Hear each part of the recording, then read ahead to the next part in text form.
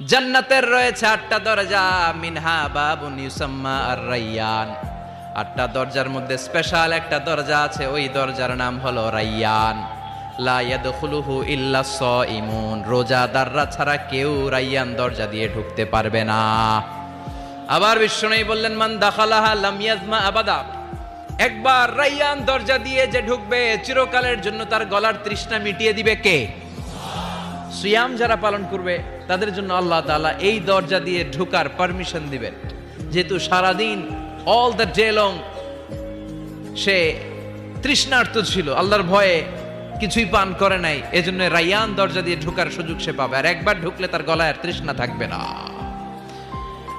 বিশ্বনবী বললেন, এই 8টা দরজার অনেক মাহাত্ম্য।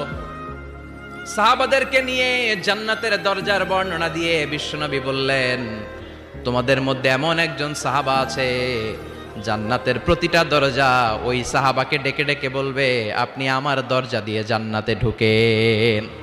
প্রতিটা